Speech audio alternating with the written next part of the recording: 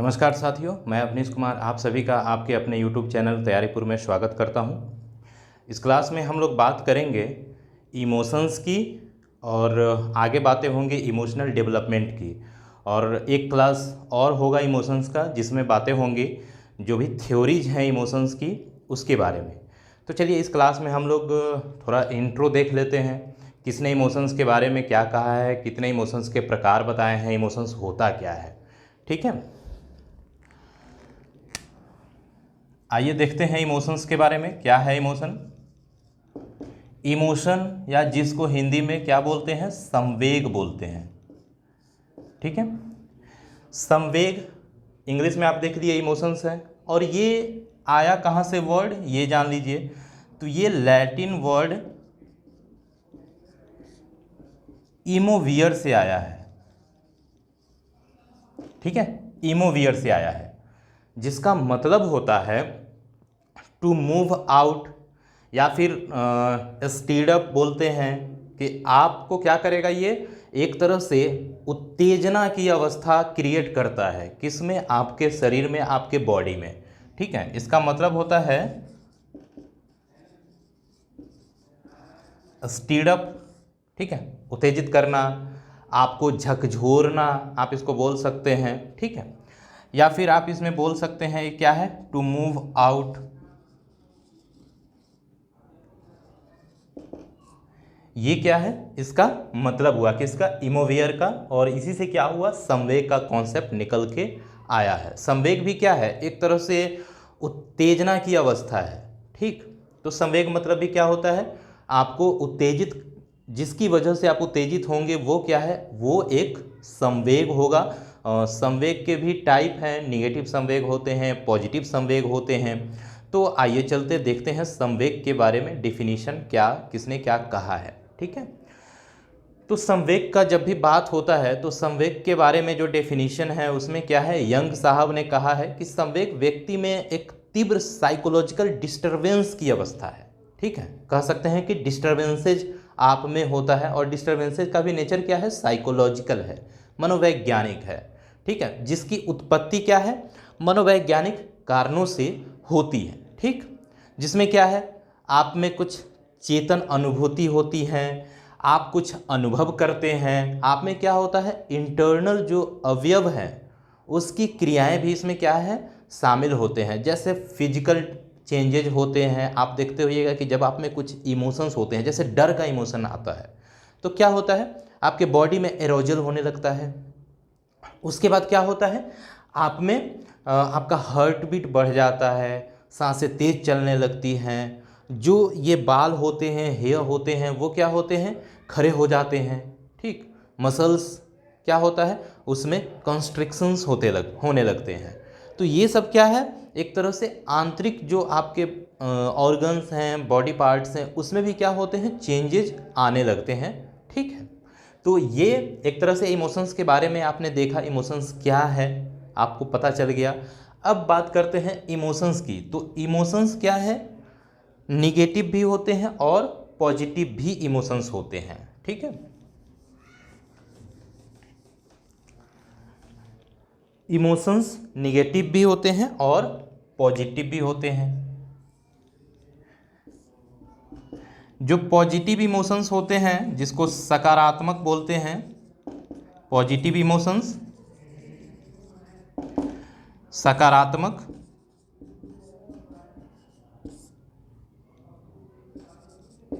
संवेग, और दूसरा हुआ नकारात्मक या निगेटिव।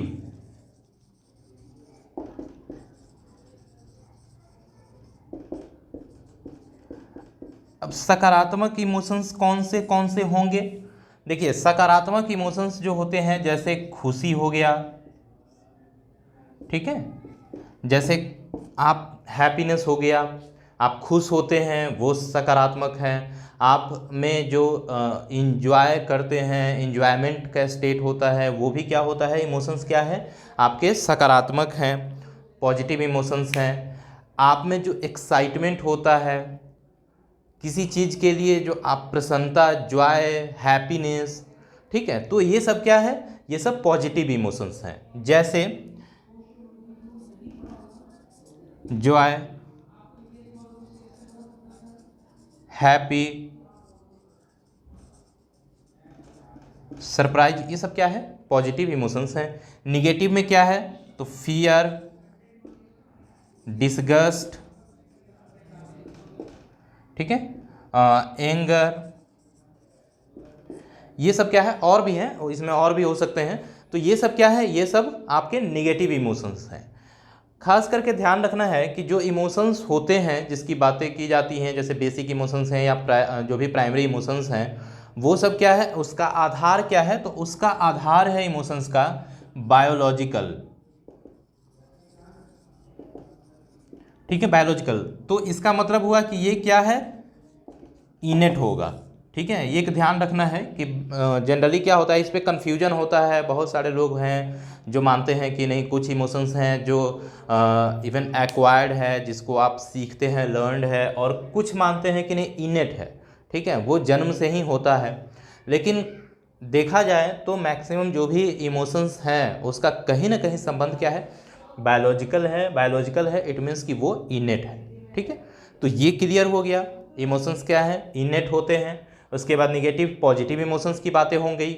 अब चलिए, कुछ लोग हैं जो इमोशंस के प्रकार बता रहे हैं। कुछ कुछ इमोशंस होते हैं जो व्यक्ति में जन्म से होते हैं, उसके बारे में हम लोग देख लेते हैं कि किसने क्या कहा है। जैसे डेकार्ट साहब ने क्या कहा है कि 6 प्रकार के इमोशंस होते हैं, ठीक है। यहाँ तक क्लियर है, ये देख लिए।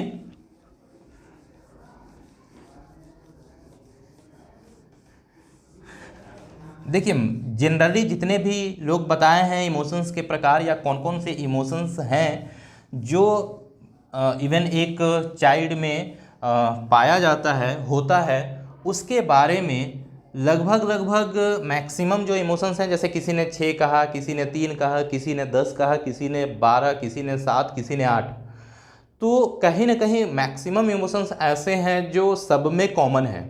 कुछ इमोशंस हैं जिसको उन्होंने अपने थ्योरी में शामिल किया, कुछ ऐसे हैं जो अपने थ्योरी में शामिल नहीं करते हैं, ठीक है। बट आपको देखना है किसने कितने दिए हैं, क्या क्या दिए हैं, ठीक है। तो पहला देखते हैं, डेकार्ट ने कितना बताया? 6 बताया। कौन कौन है? तो उसमें क्या है? प्रशंसा है, प्यार है, घृणा है, इच्छा है, हर्ष है और शोक है, ठीक है। तो इन्होंने बताया जिसमें हर्ष है, दूसरा शोक है, तीसरा आप देखिए, तीसरा में क्या है? प्रशंसा है, प्यार है, ठीक है। तीसरा में क्या है?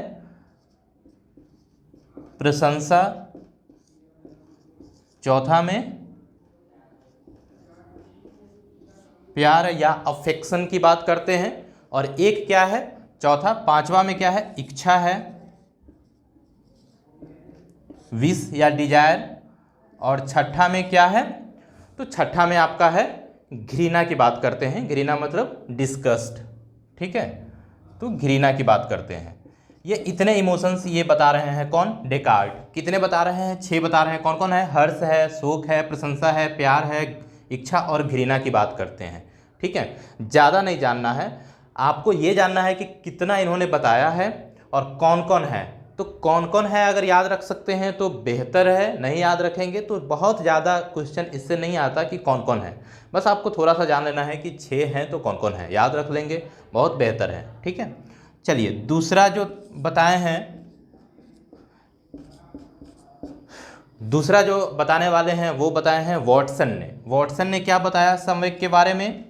जो इम्पोर्टेंट है मैं उसी का वर्णन यहाँ पे करूँगा, ठीक है। वॉटसन ने कितने बताए हैं? तो वॉटसन ने 3 बताए हैं। प्राथमिक संवेग के रूप में उन्होंने बताया है कि वॉटसन ने कहा है कि जो संवेग है वो प्राथमिक है, और कितने हैं? 3 बात करते हैं वो, ठीक है। कौन कौन है? तो देख लीजिए, पहला क्या है? भय की बात करते हैं। भय यहाँ भी इन्होंने बात किया होगा, सॉरी यहाँ इन्होंने भय की बात नहीं करी है, आगे आप देखेंगे जितने भी आएंगे थ्योरी सब में भय आएंगे, ठीक है। तो यहाँ क्या है? भय की बात करते हैं, क्रोध की बात करते हैं, और किसकी बात करते हैं? प्रेम की बात करते हैं। कौन? वॉटसन। भय, क्रोध और प्रेम। देखिए ऐसा नहीं है कि इन्होंने सिर्फ 3 बताए हैं तो 3 ही हैं। जैसे आप देखते होइएगा कि प्राइमरी कलर 3 ही होते हैं और 3 कलर से ही जितने भी कलर हैं उसका क्या होता है, फॉर्मेशन होता है। उसी तरह से इन्होंने प्राथमिक बताया है 3, इसके कॉम्बिनेशन से बहुत सारे बन सकते हैं। ठीक है, इसके कॉम्बिनेशन से, फिर इसके कॉम्बिनेशन से, फिर इसके और इसके कॉम्बिनेशन से। तो इस तरह से क्या होता है कि जो इमोशंस होते हैं वो क्या होते हैं, उसका उत्पत्ति होता है, उस तरह की फीलिंग्स आप में डेवलप होती है।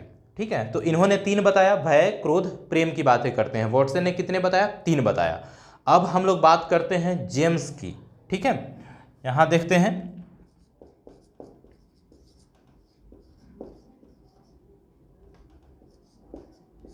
जेम्स कह सकते हैं कि इमोशंस के मतलब इन्होंने 2 तरह से इमोशंस को क्या किया है, डिवाइड किया है। ठीक है, 2 टाइप ऑफ इमोशंस, इन्होंने 2 तरह के इमोशंस बताए हैं। 2 टाइप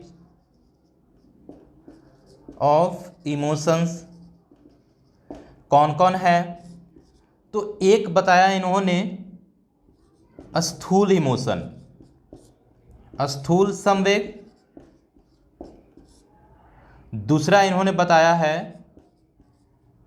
पहला इन्होंने क्या बताया, सूक्ष्म, और दूसरा इन्होंने बताया, पहले ये देख लीजिए कि स्थूल में क्या क्या है। तो स्थूल जो इमोशंस होते हैं उसमें क्या होते हैं, जो दुख है, भय है और प्रेम है। ठीक है, तो कहीं ना कहीं जो वॉटसन का प्राइमरी था वही यहाँ पे स्थूल इमोशंस में आ गया। क्या क्या आया, तो भय, प्रेम, और यहां पे इन्होंने क्रोध बताया है, और उन्होंने क्या बताया है, दुख की बात करते हैं। ठीक है, तो ये आपको ध्यान रखना है, यह स्थूल की बातें करते हैं। दूसरा क्या है, सूक्ष्म है, स्थूल संवेग और दूसरा संवेग। मतलब कहने का मतलब है कि जो इमोशंस आपको इजीली देखने को मिल जाएगा, जो हर जगह हर किसी में क्या होता है, इजीली आपको देखने को मिलेगा, वो क्या होता है, स्थूल होता है। ठीक है, जैसे आपने देखा था ग्रॉस मूवमेंट जो होता है कि सब करते हैं, हर जगह होता है वो, लेकिन फाइन मूवमेंट जो होता है वो चूंकि छोटे मसल्स का होता है तो वो हर जगह आप नहीं करते हैं, जहां उसकी जरूरत पड़ती है वहीं करते हैं। ठीक है, उसी तरह से क्या है, सूक्ष्म, जो कह सकते हैं कि फाइन है, जो जल्दी दिखता नहीं है, या वो परिस्थिति विशेष पे निर्भर करता है। कौन सा, सूक्ष्म संवेग। अब सूक्ष्म संवेग में कौन सा है, इसमें थोड़ा सा कॉम्प्लिकेटेड जो इमोशंस होते हैं वो, जैसे नैतिक भाव, जो मोरल भाव होते हैं। दूसरा में क्या होता है, सौंदर्य भाव,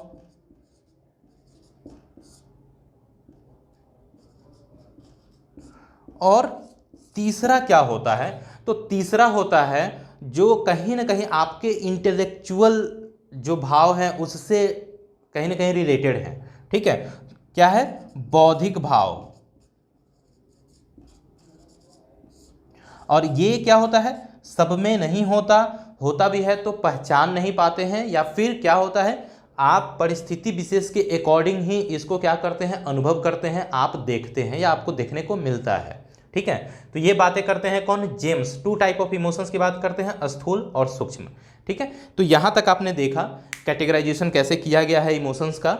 चलिए आगे देखते हैं, ब्रिजेज एक हैं साइकोलॉजिस्ट, उनका देखते हैं उन्होंने क्या बताया। तो ब्रिजेज ने 10 टाइप के इमोशंस की बात करी हैं, और उन्होंने बताया है कि जब बच्चा जन्म लेता है उस समय कोई भी इमोशंस नहीं होता, सिर्फ और सिर्फ उत्तेजना होती है, एक्साइटमेंट होता है। जिस समय बच्चे जन्म लेते हैं, जिस समय जन्म का अवस्था होता है, जन्म से कुछ समय तक क्या होता है, बच्चे में एक्साइटमेंट होता है।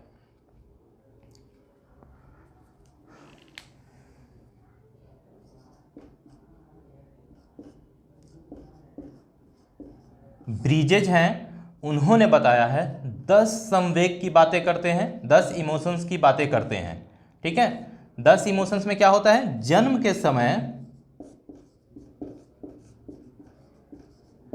जन्म के समय क्या होता है?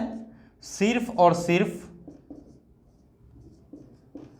उत्तेजना या एक्साइटमेंट।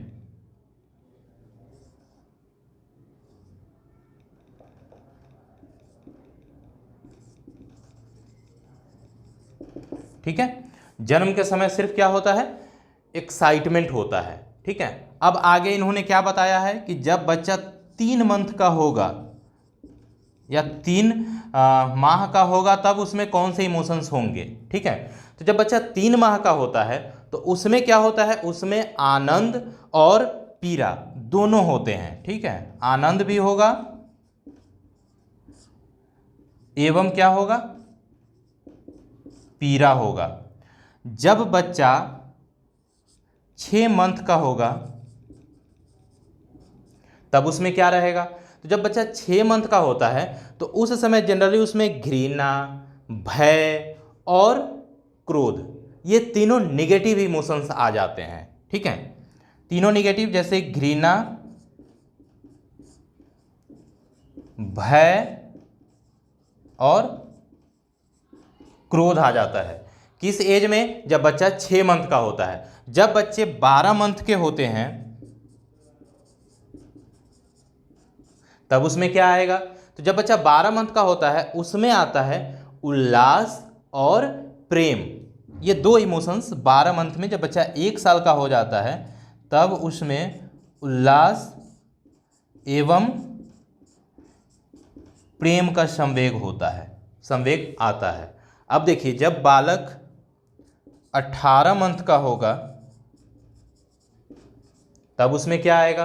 तो जब बच्चा 18 मंथ का होता है तो उसमें क्या होता है? ईर्ष्या आता है। ठीक है, वो किसी से ईर्ष्या करना शुरू कर देगा। कब? जब बच्चा 18 मंथ का होगा तब उसमें क्या होगा? दूसरे के प्रति ईर्ष्या होने लगेगा, ईर्ष्या की भावना उसमें जागृत होने लगेगी और ईर्ष्या जैसे इमोशंस उसमें डेवलप हो जाएंगे। ठीक, आप देखते होइएगा कि 18 मंथ के बच्चे क्या होता है कि जब वो अपनी माँ के गोद में होता है या किसी को देखता है अपनी माँ के गोद में किसी दूसरे बच्चे को, तो फिर उसमें क्या होता है? वो ईर्ष्या करता है, उसको हटाने की कोशिश करता है, खींचना शुरू कर देता है। तो इस तरह के इमोशंस आप देखते होंगे बच्चों में। ठीक है, 24 मंथ में किस तरह के इमोशंस आते हैं? जब 24 मंथ होगा तब उसमें आएगा जो इमोशंस, वो होगा हर्ष का। ठीक है,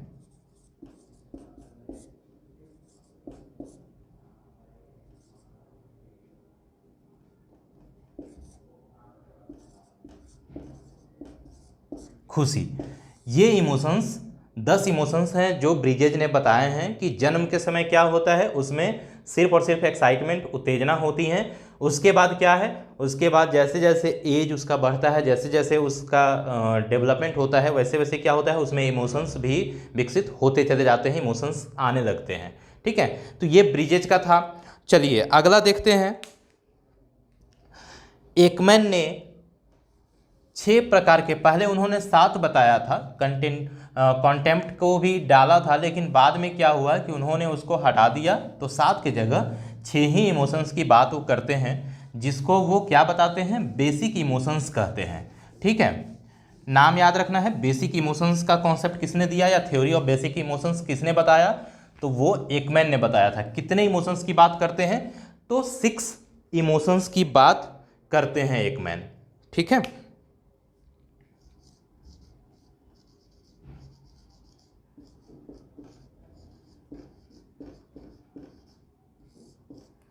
एकमैन बात करते हैं 6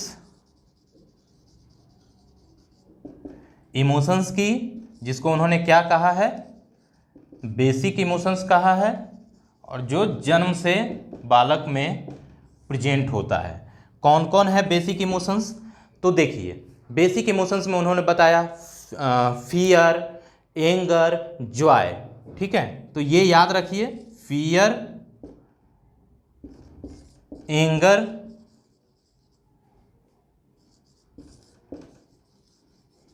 जॉय, चौथा, पांचवा, छठा। अब देखिए, फियर, एंगर, जॉय की बात कर रही है। अब क्या होगा? सैड या सैडनेस। ठीक है, सैड हो गया। अगला क्या हो जाएगा, तो अगला हो जाएगा घृणा, या आप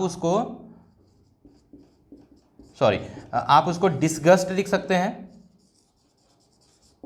डिसगस्ट होता है तो फियर हो गया, एंगर हो गया, जॉय हो गया, सैड या सैडनेस हो गया, डिसगस्ट हो गया, और फिर क्या हो गया, एक इमोशंस की बात करते हैं जिसको बोलते हैं आश्चर्य, जो जन्म से बालक में होता है। ठीक है, तो इतने इमोशंस की बात करते हैं, भय, क्रोध, जॉय मतलब खुशी, सैड मतलब उदासी या उदास, सैडनेस या सैड बोलिए। ठीक है, घृणा, आश्चर्य, तो इतने इमोशंस की बात करते हैं। कौन, एकमैन बोलते हैं 6 प्रकार के इमोशंस की बात करते हैं, 6 इमोशंस की बात करते हैं जिसको बेसिक इमोशंस कहा जाता है। और फिर क्या क्या है, fear, anger, Joy, sad, disgust, surprise, ये एकमैन बात करते हैं। एक और थ्योरी है जो काफ़ी इंपॉर्टेंट है, वो क्या बोलते हैं उसको भी देख लीजिए। ठीक है, देखिए मैकडूगल और गिलफोर्ड ने बताया 14 प्रकार के इमोशंस की बात करते हैं, और वो इमोशंस किस पे आधारित हैं, वो इमोशंस आधारित हैं बेसिक इंस्टिंक्ट पे। ठीक है, तो चूंकि यहाँ पे बेसिक इंस्टिंक्ट और इंस्टिंक्ट की बातें नहीं हो रही हैं, इसीलिए मैं उनके थ्योरी को यहाँ पे डिस्कस नहीं करूँगा। जब हम लोग किसी क्लास में इंस्टिंक्ट की बातें करेंगे, वहाँ पे हम लोग बेसिक इंस्टिंक्ट और कौन कौन से इंस्टिंक्ट से कौन कौन से इमोशंस कोरिलेटेड हैं, उसकी बात हम लोग एक क्लास में डिस्कस कर लेंगे। अगला चलते हैं इजार्ड के थ्योरी की तरफ। इजार्ड ने भी बताए हैं कुछ इमोशंस। ठीक है, इजार्ड ने भी बताए हैं कुछ इमोशंस की बातें करी हैं, उसको भी देख लेते हैं किन किन इमोशंस की बातें करी हैं। तो इजार्ड ने जो इमोशंस की बात करी हैं वो 10 इमोशंस इन्होंने बताया है, 10 इमोशंस की बातें करी हैं, और इन्होंने उसको नाम क्या दिया है, इन्होंने नाम दिया है प्राइमरी इमोशन। एकमैन ने क्या नाम दिया था, बेसिक इमोशन, हाँ बेसिक इमोशंस, और ये क्या नाम दे रहे हैं, ये नाम दे रहे हैं प्राइमरी इमोशंस की। ठीक है, चलिए कौन कौन है वो देख लेते हैं। तो देखिए इंटरेस्ट है, उसके बाद क्या है, जॉय है, सैडनेस है, जैसा पहले जो भी बताए हैं वही सब है, थोड़ा सा इनका क्या हुआ, बढ़ जाता है, 2-4 हैं जो बढ़ जा रहे हैं। जैसे इन्होंने बताया है इंटरेस्ट, जॉय, उसके बाद क्या है, सरप्राइज, सैडनेस, एंगर, डिसगस्ट। देखिए डिसगस्ट और एंगर की बातें कौन कर रहे हैं, वो एकमैन भी कर रहे हैं। ठीक है, उसके बाद क्या है, कंटेम्प्ट की बातें कौन है, एकमैन नहीं कर रहे हैं। शुरू का जो उनका थ्योरी था उसमें कंटेम्प्ट था, बाद में उसको हटा दिया गया, रिमूव कर दिया। कंटेम्प्ट की बातें करते हैं, फियर की बातें करते हैं, सेम की बातें करते हैं, गिल्ट की बातें करते हैं। ठीक है, तो इतना इन्होंने बढ़ाया। तो एकमैन की जो थ्योरी है उसमें आप 4 ऐड करेंगे, जिसमें क्या होगा, डिसगस्ट को ऐड कर लीजिए। उसके बाद 4 करते हैं, जिसमें आप ऐसे ले लीजिए कौन कौन है, सेम की बातें करते हैं, जो सेम की बातें वो नहीं कर रहे थे। उसके बाद क्या बातें कर रहे हैं, अलग हैं, तो जो अलग हैं वो है गिल्ट, और फिर क्या है,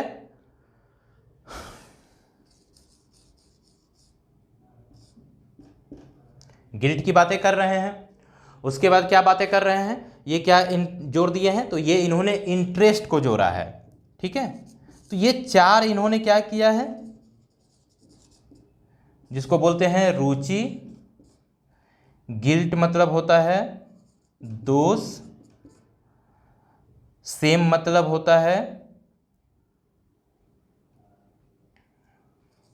शर्म, और डिसगस्ट मतलब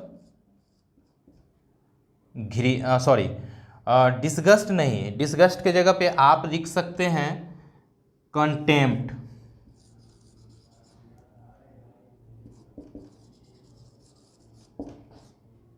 जिसको बोलते हैं अवमानना। तो ये 4 इन्होंने ऐड कर दिया। तो आप याद रखें कि इन्होंने क्या ऐड किया है, उनका जो 6 है उसमें क्या हुआ, कंटेम्प्ट ऐड हो गया, सेम ऐड हो गया, गिल्ट ऐड हो गया, इंटरेस्ट ऐड हो गया।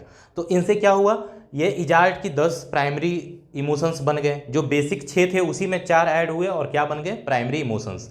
तो ये बातें कर रहे हैं कौन, ये बातें कर रहे हैं इजार्ड साहब। चलिए अगला देखते हैं रॉबर्ट प्लुटचिक का। प्लुटचिक का जो थ्योरी है वो पॉस्टुलेटेड थ्योरी है, पॉस्टुलेट पे आधारित है। ठीक है, 10 पॉस्टुलेट की बातें करते हैं, उसको इंस्टिंक्ट की क्लास में हम लोग बातें कर लेंगे। उन्होंने जो इमोशंस की थ्योरी दी है, रॉबर्ट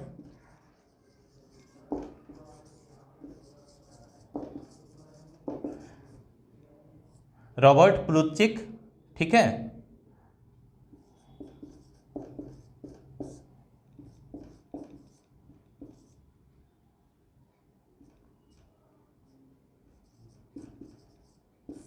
ठीक है।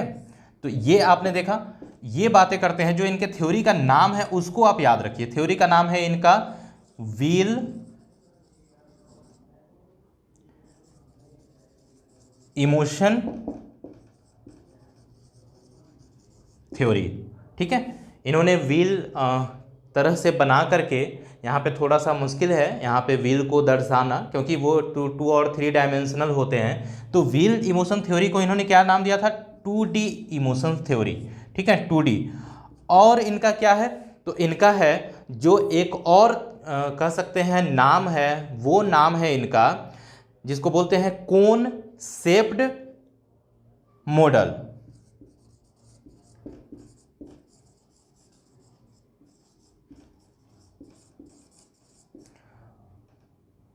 मॉडल, और इसको क्या बोलते हैं, 3D बोलते हैं। तो 2D और 3D की बातें जब भी आपसे पूछी जाए एग्जाम में कि 2D थ्योरी ऑफ इमोशंस किसने दिया या 3D थ्योरी ऑफ इमोशंस या मॉडल किसने दिया है, तो आप किसका नाम लेंगे, रॉबर्ट प्लुटचिक का नाम लेंगे। ठीक है, इन्होंने कौन कौन से थ्योरी इमोशंस बताया है उसको देखिए। देखिए जॉ की बातें रॉबर्ट एकमैन भी करते हैं, इजार्ड भी करते हैं और ये भी करते हैं। ठीक है, तो इनका जो है उसमें क्या है, जॉय आपको देखने को मिल रहा है। 8 इमोशंस की बातें करते हैं, ये 8 इमोशंस की बातें कर रहे हैं। 8 इमोशंस में कौन कौन है, तो 8 इमोशंस में एक तो जॉय हो गया, दूसरा कौन सा हो गया, दूसरा हो गया ट्रस्ट, ट्रस्ट के बाद फियर। ठीक है, ट्रस्ट की बातें कर रहे हैं, तीसरा में फियर की बातें कर रहे हैं, चौथा में बातें कर रहे हैं सरप्राइज की, पांचवा में बातें कर रहे हैं वो क्या है, सैडनेस की बातें कर रहे हैं, छठा में क्या बता रहे हैं, तो छठा में ये बता रहे हैं, इनके थ्योरी में आप देखेंगे तो पहला तो क्या हो गया, पहला हो गया Joy, trust, fear, surprise, sadness, और आगे ये डिसगस्ट, एंगर की भी बातें करते हैं ये। ठीक है, तो डिसगस्ट,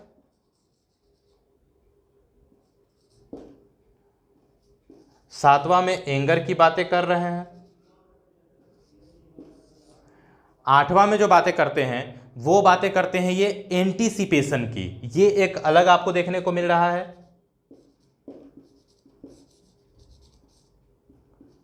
एंटीसिपेशन मतलब होता है पूर्वानुमान लगाना। ठीक है, तो पूर्वानुमान भी इनके इमोशंस में क्या है, शामिल है। तो यहाँ तक आपने देखा इनके थ्योरी का क्या नाम है, ये थ्योरी का इन्होंने किस तरह से कौन कौन से इमोशंस हैं उसकी बातें करी हैं। ठीक, तो ये आपको क्या करना है, आपको ध्यान रखना है। और उसके बाद इनके थ्योरी का नाम याद रखिए क्या है, थोड़ा सा इसमें क्या है 2D और 3D की बातें हुई हैं। ठीक है, और कौन कौन से इमोशंस दिए हैं उसकी बातें भी किए हैं इन्होंने। चलिए अब बातें कर लेते हैं थोड़ा सा कि इमोशंस की क्या क्या विशेषताएं हैं। जैसे देखिए इमोशंस जो हैं उसके बारे में पहला ये कि है, ये बातें आपको ध्यान रखनी है कि इमोशंस क्या है, कॉन्शस एक्सपीरियंस है, चेतन अनुभूति, कि आप इसके बारे में आपको पता होता है। चेतन अनुभूति का संबंध किससे है, अवेयरनेस से। आप में कोई भी इमोशंस होता है, आप कुछ अच्छा देखते हैं, खुश होते हैं, तो आपको पता होता है ना कि आप खुश क्यों हैं। ठीक है, तो कहने का मतलब है हम बात कर लेते हैं कैरेक्टरिस्टिक्स,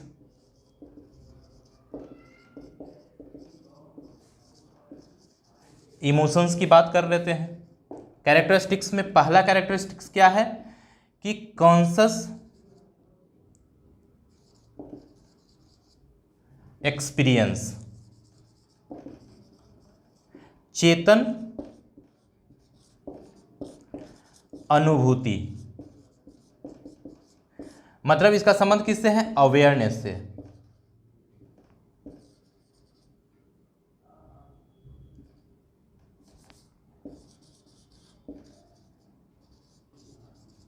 ठीक है, इसका संबंध किससे है? अवेयरनेस से। मतलब कि जो भी इमोशंस आप में होते हैं आपको पता होता है कि वो इमोशंस क्यों हो रहा है, उसका कारण क्या है। ठीक है, तो ये आपको पता है। दूसरा चीज फ्रीक्वेंसी।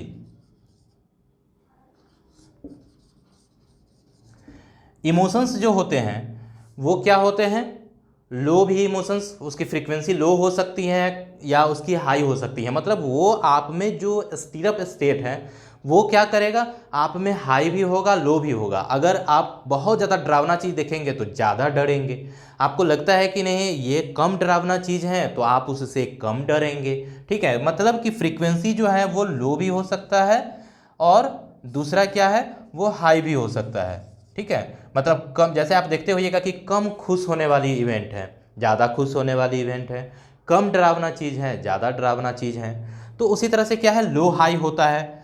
तीसरा इसका क्या है कि इसमें क्या होता है, इसमें आपको देखने को क्या मिलेगा, इसमें आपको देखने को मिलेगा कि बिना किसी स्टिमुलस के, बिना किसी उद्दीपक के क्या होगा, या किसी इवेंट के आप में कोई भी इमोशंस जनरेट नहीं होगा, उसकी उत्पत्ति बिना किसी स्टिमुलस के नहीं होगा। मतलब कि स्टिमुलस का स्टिमुलस प्रेजेंट होंगे। ठीक है,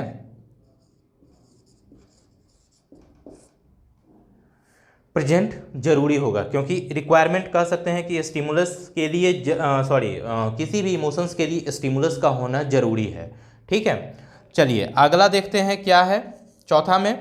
तो चौथा में है कि जो भी ये आपको देखने को मिल रहा है इमोशंस के कैरेक्टरिस्टिक्स, ये क्या होते हैं, व्यक्ति विशेष पे क्या करते हैं, इवन कह सकते हैं कि निर्भर करता है। तो कह सकते हैं कि इंडिविजुअल डिफरेंसेज भी क्या होते हैं, इमोशंस में होते हैं। आप किसी को देख करके ज़्यादा खुश हो सकते हैं, सामने वाला उस चीज़ को देख करके खुश नहीं भी हो सकता है। आपके लिए जो ज़्यादा डरावना है हो सकता है सामने वाले के लिए वो कम डरावना हो या बिल्कुल भी डरावना ना हो। ठीक, तो इंडिविजुअल डिफरेंसेज भी क्या होते हैं, व्यक्तिक विभिन्नता, इंडिविजुअल डिफरेंसेज भी पाई जाती हैं। इंडिविजुअल डिफरेंसेज होंगे किसमें, इमोशंस में। ठीक है, चलिए तो ये आपने देखा, इस तरह के आपको देखने को मिल गए ये विशेषताएं में और भी हैं कि इमोशंस जो होते हैं वो धीरे धीरे क्या होते हैं, विकसित होते हैं, डेवलप होते हैं। एक बच्चा होता है जो किसी भी कीड़े पतंग, कीड़े मकोड़ों को देख करके क्या करते हैं, उसको लेकर के मुंह में डाल लेता है, वो उसको लगता है खाने की चीज़ है। जैसे जैसे वो बड़ा होता है तैसे तैसे क्या होता है, उसके बारे में उसके पास नॉलेज आता है और फिर क्या होता है, वो उससे डरना शुरू कर देता है। ठीक है, तो ये धीरे धीरे डेवलप होता है। ठीक है, और डेवलप कैसे होता है इमोशंस, जब आप सोसाइटी में जाते हैं, लोगों को देखते हैं, लोगों से सीखते हैं। ठीक, इससे होता है। कॉग्निटिव एस्पेक्ट होती हैं आपका, आप उसके बारे में थिंकिंग करते हैं, सोचते हैं। फिर क्या होता है, आप इंटरप्रेट करते हैं कि वो आपके लिए कितना डरावना है या वो जो इवेंट है वो आपके लिए कितना प्लेजरेबल है। और फिर उससे क्या होता है, आप में इमोशंस का जो फ्रीक्वेंसी है वो बढ़ता है या कम होता है। ठीक है, तो ये चीज़ें आपको याद रखनी है, ध्यान रखनी है, जो चीज़ें मैंने बताई इमोशंस के बारे में। ठीक है, अब देखिए इमोशंस के बारे में एक थोड़ा सा और चीज़ें देख लीजिए कि इमोशंस के क्या क्या होते हैं इमोशंस से, और इमोशंस कैसे आप में जनरेट होता है। ठीक है, तो देखिए इमोशंस के लिए कौन कौन से पहलू हैं जो रिस्पॉन्सिबल हैं। तो उसमें होता है पहला, इमोशंस का क्या इफेक्ट होता है, ये भी आप कह सकते हैं। फिजियोलॉजिकल इफेक्ट आपको इमोशंस में देखने को मिलता है। फिजियोलॉजिकल इफेक्ट या फिजियोलॉजिकल कह सकते हैं एस्पेक्ट, जैसे क्या होगा, बॉडी चेंजेज, हाँ बॉडी में वाइब्रेशन, आपका क्या होगा, बॉडी शिवरिंग होना शुरू हो जाएगा बॉडी। उसके बाद क्या होता है, आपका ब्लड प्रेशर बीपी में देखने को मिलता है, आपका हार्ट रेट आप में क्या होता है, आप में उसके बाद आपको देखने को मिलता है, कह सकते हैं कि ग्लैंड से रिलेटेड, ठीक है, ग्लैंड से रिलेटेड आपको इफेक्ट देखने को मिलता है कि जब भी इमोशंस आप में होंगे तो उस समय कुछ हार्मोन्स होते हैं वो सेक्रेट होने लगते हैं, जिसकी वजह से इमोशनल एक्सपीरियंसेज आपको होता है, ठीक है। तो ये फिजियोलॉजिकल थी। दूसरी बात करते हैं हम लोग न्यूरोलॉजिकल। न्यूरोलॉजिकल में क्या होता है कि आपका ब्रेन जो न्यूरॉन्स होते हैं वो एक्टिवेट हो जाते हैं, वो आपको सिग्नल देते हैं, ठीक है। तो इस तरह के वहाँ भी इफेक्ट देखने को मिलता है। थर्ड इफेक्ट जो देखने को मिलता है वो आपके कॉग्निशन में क्या होता है, ये रिलेटेड होता है थिंकिंग से, ये रिलेटेड होता है आपके परसेप्शन से, कि जैसा सिचुएशन होगा उस ढंग से आप परसीव करेंगे और उसी के अकॉर्डिंग क्या करेंगे, आप फोर्थ करेंगे। मतलब ये सब की वजह से, इसकी वजह से, दूसरे की वजह से, फर्स्ट की वजह से, सेकेंड की वजह से, थर्ड, और थर्ड की वजह से फिर लास्ट में क्या होता है आप में बिहेवियरल चेंजेस आपके आने लगते हैं।